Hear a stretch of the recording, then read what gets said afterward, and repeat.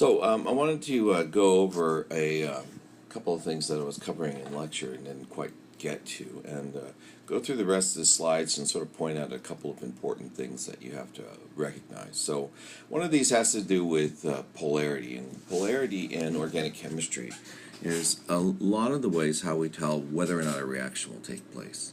So if you remember, polarity is determined by electronegativity, and electronegativity is listed on the periodic table that we hand out in class, that yellow one. And so if you look at the differences in electronegativity, what you'll find out that if you subtract the electronegativity of one atom from the other, for example, C versus C, that's a zero change in electronegativity. So as a result, electrons are equally shared, and the molecule ends up being nonpolar. It's a covalent bond, it's nonpolar covalent. If you look at CH, CH also falls under that category of nonpolar covalent.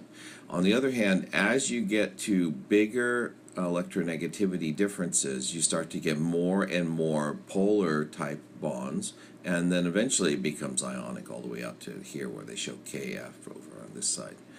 Okay, so if the electronegativity difference is smaller than 0.5, then we consider it nonpolar, and bigger than 0.5 to 1.9, which is different than your textbook, I know from your general chemistry text, different than your general chemistry text, then we would say polar covalent bond. On the other hand, in organic chemistry, it kind of boils down into as simple as this. 4 bonds, if a molecule is polar, it's going to have carbon bonded to hydrogen, if it's nonpolar, it's carbon bonded to hydrogen or carbon to carbon. And for polar, it's carbon bonded to anything else or hydrogen bonded to anything else. And those bonds are typically going to be polar. And you can look on the periodic table in organic chemistry, or on this particular chart where they measure the dipole moment, and what you find out is, yeah, carbon to hydrogen, the dipole moment is a measure of the bond's polarity, okay, is 0.4. This one is H to N, 1.3, H to O, H to F, H to Cl, H to HBr. Those are all polar. If you look at carbon, on the other hand, carbon to carbon is 0, which is nonpolar. Then carbon to nitrogen is 0.2, and carbon to oxygen is 0.7. Carbon to fluorine, carbon to chlorine, carbon to bromine, carbon to iodine. These are all polar bonds. Now, I guess technically speaking, this is nonpolar, but one of the things we didn't really talk about in chem, or very close to nonpolar, one of the things we didn't talk about in Chem 1A, and typically isn't talked about in Chem 1A, is the effect of the lone pairs. And we'll look at this in something called an electrostatic potential map. The lone pairs on an atom contribute to the electron density on one side of a molecule. And you know nitrogen will have to have 3 bonds, and it'll also have a lone pair, and that contributes to it being polar. Nitrogen, by the way, is much more polar than, much more electronegative than carbon, but even so, it shows that the dipole moment is relatively small. Okay, so let's talk about this some more. Let's look at, instead of looking at dipole moment and polarity of bonds, let's look at something called an electrostatic potential map, and this is something that you'll need to know. In the electrostatic potential map, you have a scale which goes red, orange, yellow, green, blue, and so it's almost like a Roy G. Biv. This side of the spectrum, the color spectrum, represents positive charge or less negative charge. So if I were to write that on there, I would say this is positive, and this side is negative. Okay, and more negative charge implies more electrons in that area. So if you look at LiH, this part of the molecule has red because hydrogen's more electronegative than lithium. It's lithium being a metal. And this side is blue because the electron density has shifted from the lithium over to the hydrogen. So this represents the dipole of that particular molecule. Now, hydrogen bonded to hydrogen is a neutral green because the electronegativities are the same, and that puts you right in the middle of this electronegativity scale, which is neutral right in here. And then over here we have blue on the hydrogen side and red on the fluorine side, because fluorine is more electronegative than hydrogen. You can also get some idea about the size of the orbital that's on that molecule just by looking at the electrostatic potential map. So very quickly, we have s orbitals, we have, and I'm going to skip some of this, we have p orbitals,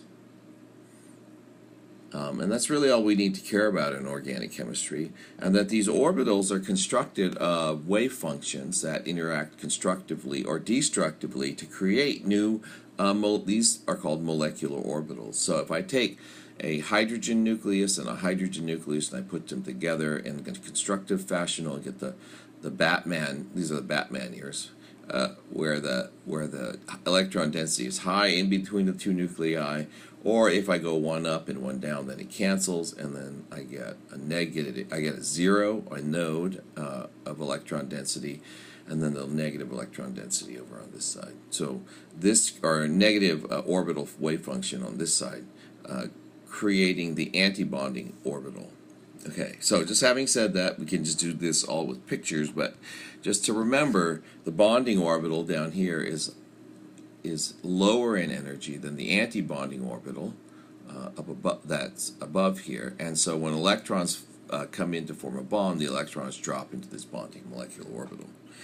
Now, if you have p orbitals, then the p orbitals interact in a side-by-side fashion, so you can create a pi bond or the pi antibond from two p orbitals that are parallel to each other, or perpendicular to the bonding axis. So these two are running in the same direction to each other. The orbital interaction goes from top and bottom. If the orbital is head-on, that is, if the p orbital is like this,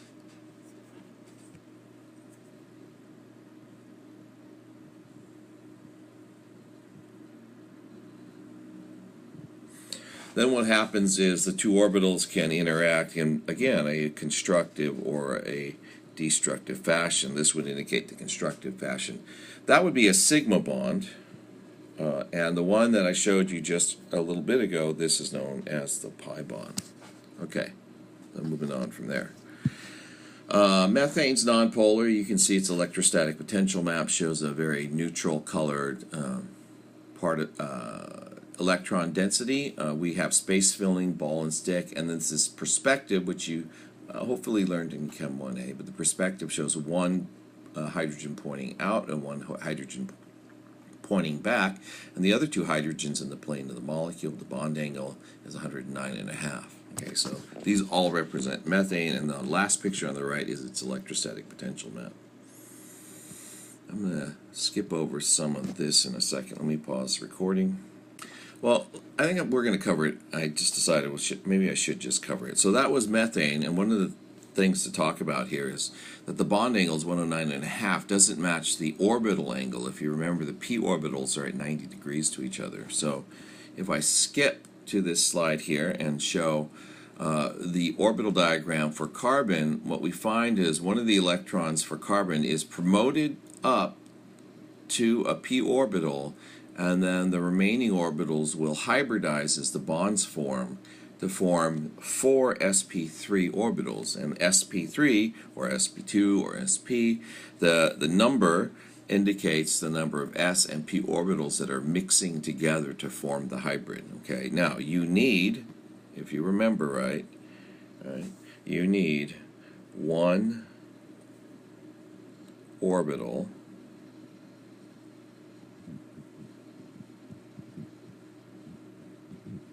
per group.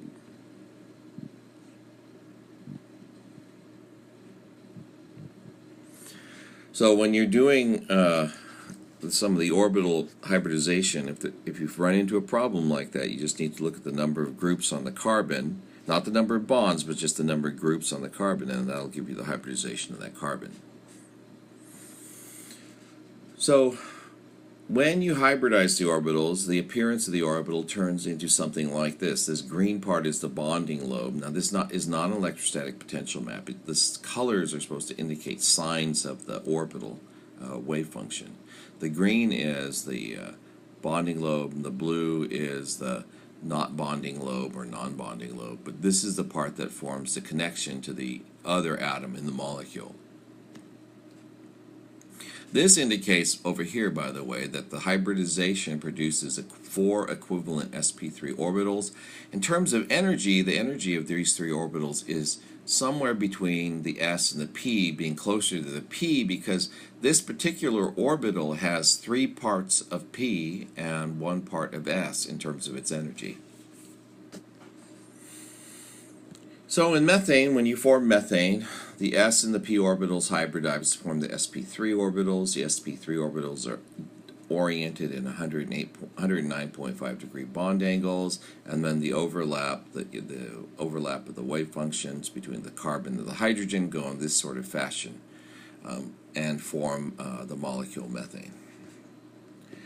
Ethane is a very similar story. Ethane, each carbon has 4 bonds, must be sp3 hybridized. That means these angles between these orbitals over here is the same as it is in methane, 109.5 at least on paper. And then each one of these will form a bond to a hydrogen, and these particular ones, the head-on ones, will form bonds to the carbon. Now these are all head-to-head type interactions. These are all known as sigma bonds, as I referred to them earlier. We'll put the whole thing together, it looks like this. Now I want to point out to something that's very important to understand. This bond has no restriction to rotation, so what ends up happening is this part of the molecule can then rotate independently of this side of the molecule. Other representations of ethane would be perspective formulas, ball and stick, space filling, and then the electrostatic potential map. And again, you'll see in ethane the color is predominantly green. I'll skip over this. I talked about it a little bit ago. Now, ethylene. Ethylene, you'll notice that each carbon only has 3 groups, and so this carbon has to be sp2 hybridized. That would be 1 part s, 2 parts p, to form 3 orbitals, as is shown here. And what you end up with is this unhybridized p orbital. Now, the unhybridized p orbital is the p orbital, if you're looking at this molecule as being in a plane, is the orbital that's pointing straight out of the board here and straight out of the board here for this carbon, okay? All right, so to see that in 3 dimensions, right, this is the top view of one of the carbons. These are the sp2 hybridized orbitals, the bonding lobes of them, and this is the unhybridized p orbital. If you tilt it and look at it from the side, then you can see the perpendicularity of this p orbital to the rest of the molecule, okay, or rest of the atoms. So now, when this goes to bond with another carbon to form ethylene. Again, remember, in ethylene, it's 2 carbons double bonded to each other. Okay, it looks like this. If you leave the p orbitals out and you just look at the hybrid orbitals and the hydrogens, all of this forms a plane where the carbons are bonded to hydrogens, and then if you tilt it on its side, that's looking over here, you can see the p orbitals are forming a pi bond. And if you go through the calculations, what you'll find is that a pi bond is weaker than a sigma bond, but a double bond is stronger because it is a combination of a sigma and a pi, and in order to break the entire double bond, you've got to break 2 bonds, okay? Overlapping the 2 images that you're seeing in sort of a 3-dimensional fashion, the pi bond is perpendicular to the sigma bond. And because this bond exists, the molecule can't rotate independently on this sigma bond. And all these hydrogens, because of the p orbital's orientation, have to be in the same plane. In other words, ethylene is flat, and there's no rotation between the 2 carbons.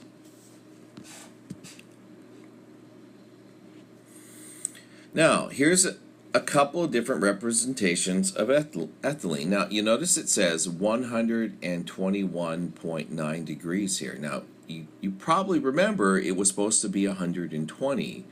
But in true fashion, we left some of these details out in Chem 1A.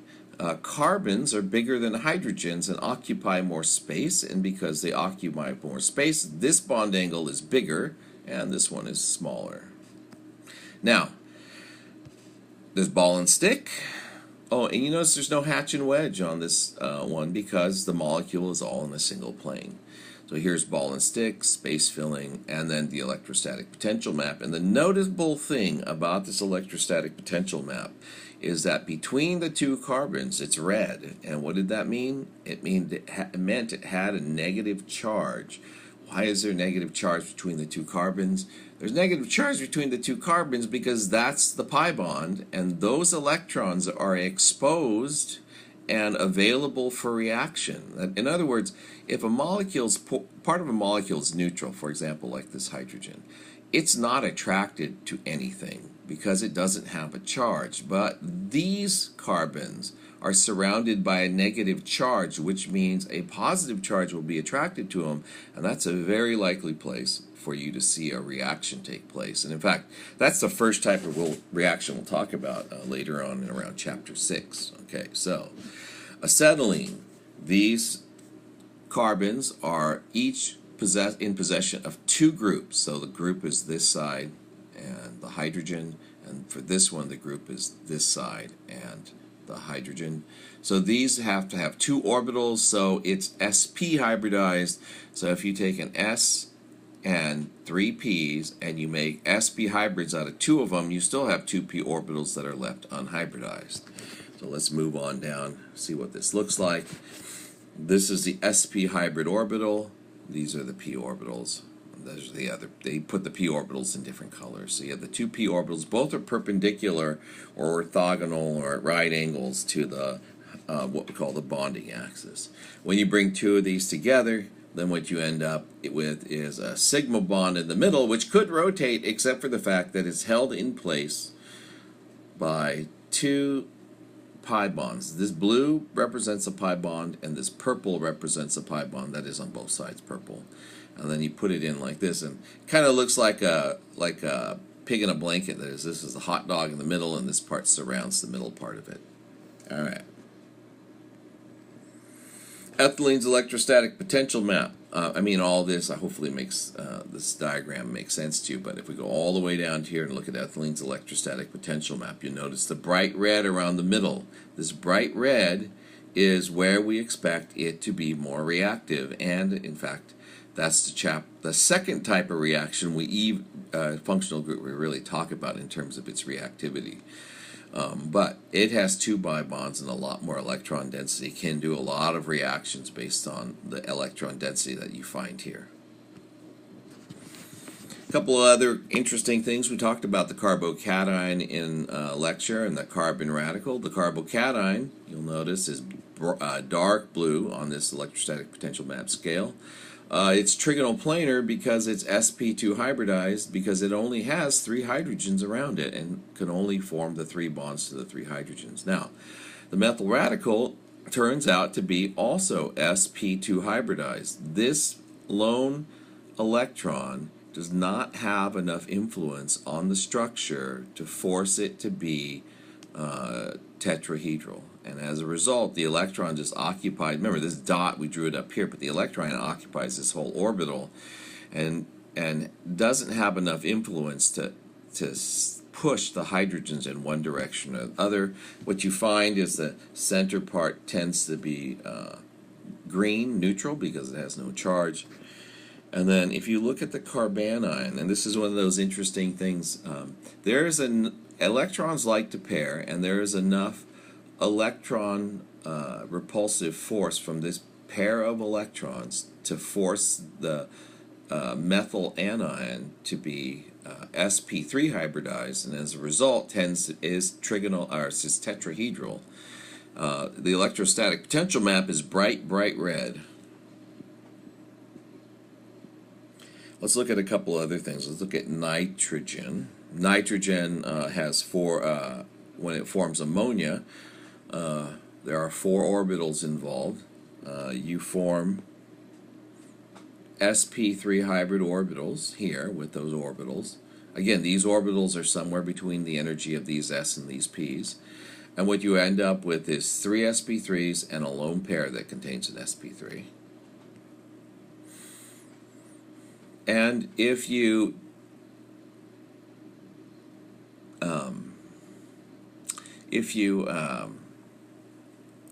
look at the structure, it's about 107.3 is the bond angle. This angle between the lone pair and the hydrogen is bigger just because there's more electron repulsive force here. But more importantly, in terms of properties, if you look at the electrostatic potential map, there's a lot of electron density at the top, in part because of the electronegativity, but primarily because of the lone pair of electrons that are at the top. Ammonium ion, nonpolar, but positively charged. Okay. And let's look at water. So if we look at water, what are you going to expect to happen? Well, you'd expect four groups, because you got to count the lone pairs. It's sp3 hybridized, so we're going to sp3 hybridize all of these.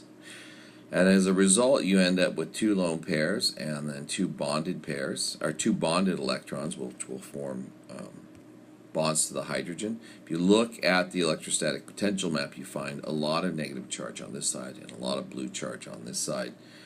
These are representations. Again, if I go back and we talk about bonds being polar and molecules being polar, these bonds are polar and the molecule is also polar.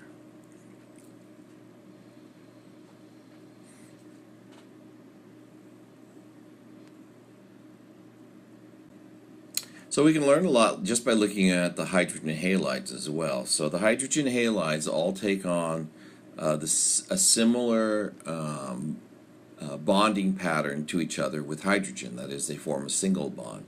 Now, one of the things, the way we treat these in organic chemistry is, and we didn't really do it this way in Chem 1A, and most books don't, the hydrogen is the s orbital, but the halogen will hybridize to move the lone pair electrons into such a position as to be more stable.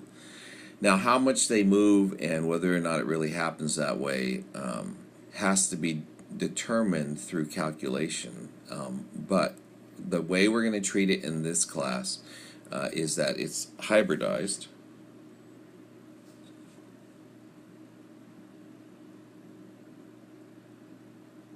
Sorry, I got a notice on my iPad and I got to look at it.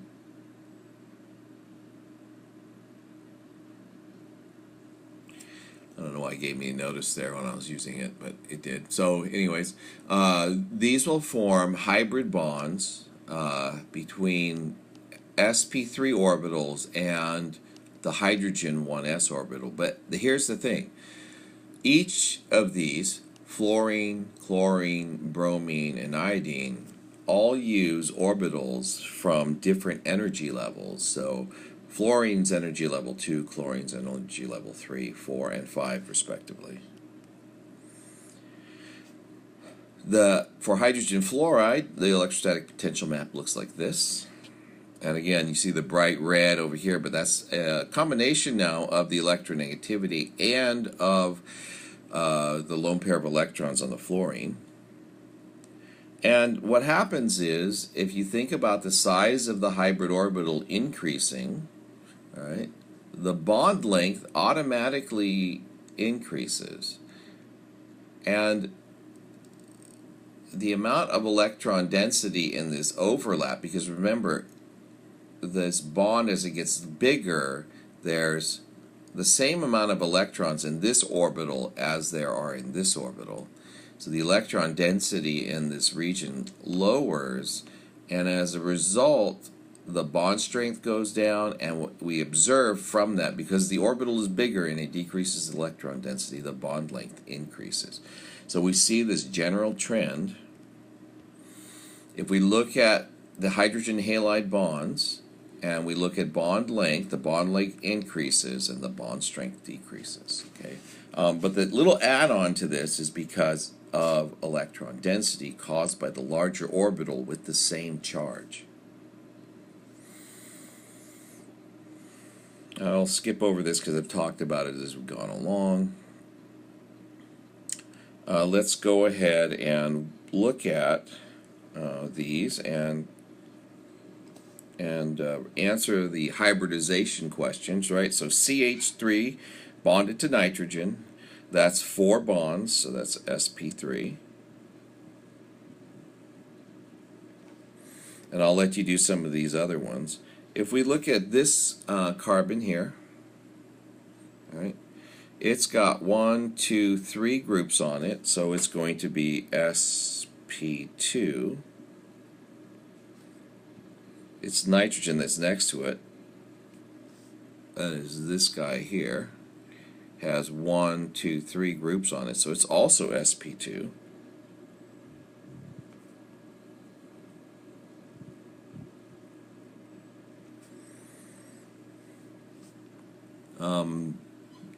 This carbon has 2 groups as well as this nitrogen, so those are both sp.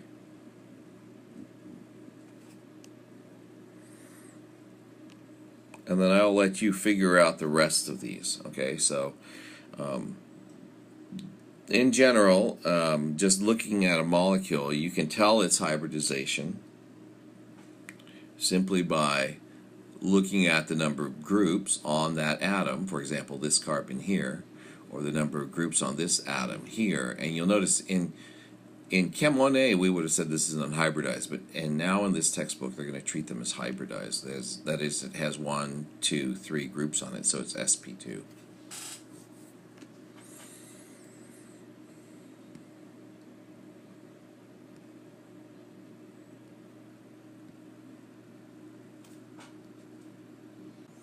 So those are the answers. If you wanted to look at those, I'll give.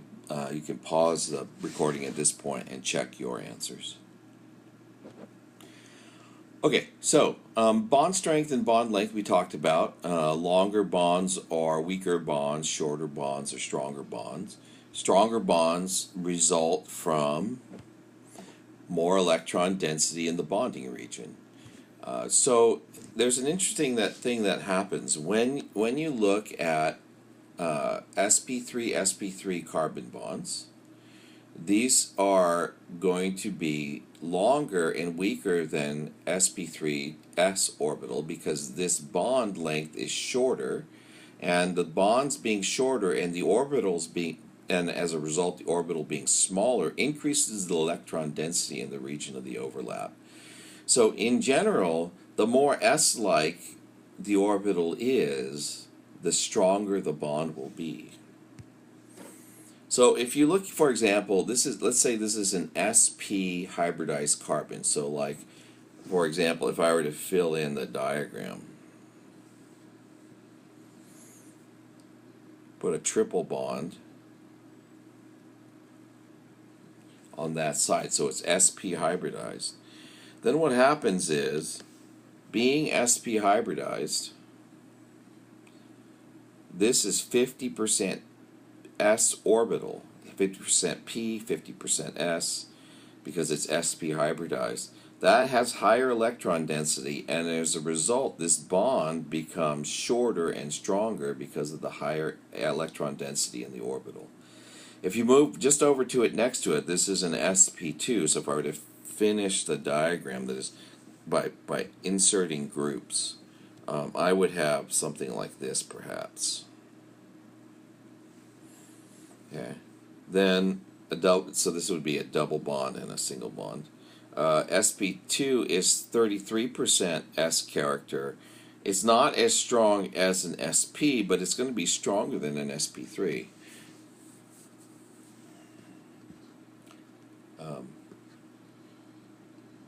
Should also point out is, I'm going to skip this slide mostly, but as you get more S character, which is spherical, the bigger the bond angle gets. But the fun thing to look at is to look at this table, and we're looking at ethane, ethylene, and ethyne. These are the hybridizations of carbons. These are the bond angles. The CC bond length goes from 1.54 angstroms, that's 10 to the minus 10th meters. 1.54, 1.33, 1.2. So there's a significant shortening in the bond length. Oops. significant shortening in the bond length as you become more bonds, and the bond strength goes from 90 to 174 to 230. And then if you look at the CH bond length, and this is the thing that people often ignore, it goes from 110 and 1.1 angstrom, sorry, not 110, 1.1 angstroms to 1.08 to 1.06. Now, these are all single bonds. They're not going from single, double to triple bond, but they're all single bonds to the hydrogens. Those bonds get shorter because the orbital that's bonding to the hydrogen is an sp hybridized orbital in the case of Ethyne or ethylene. Okay, and the bond strength is about 30% more than you would find in ethane.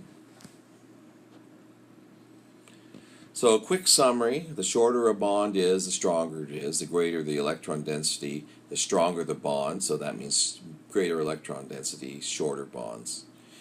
More S character, shorter and stronger bonds. Right? And then the more S character it has, the larger the bond is as well.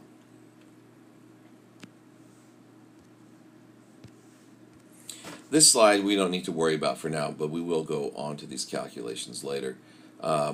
Shows how you can calculate what the pi bond energy is. And we often just say it, but if you calculate the strength of a double bond and the strength of a sp2 sigma bond, single bond, and subtract them, this is the energy of the pi bond. So this is the total double bond strength. This is the single bond strength. When you subtract it from there, then what you find out is what the bond strength is for the pi bond of the double bond. A couple of other interesting electrostatic potential maps. We know that carbon-oxygen bonds should be polar. This is a picture of carbon dioxide. But you'll notice that this bond is polar and this bond is polar. So there's a dark red region over here and a dark red region over here. In the middle it's blue. Remember, a dipole is a separation of charge.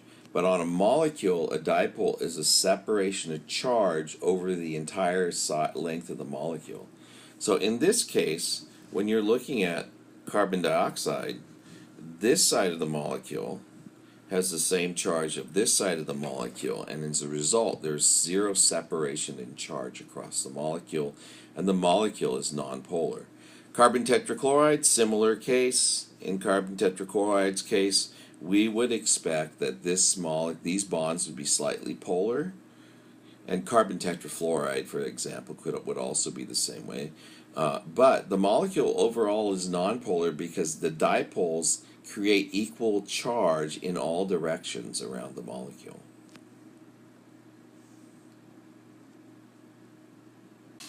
So that sort of finishes off any of the material that I might have missed in lecture or in your lecture. And feel free to ask me questions if you have them. You've got my cell phone number. You can get a hold of me through Canvas either way.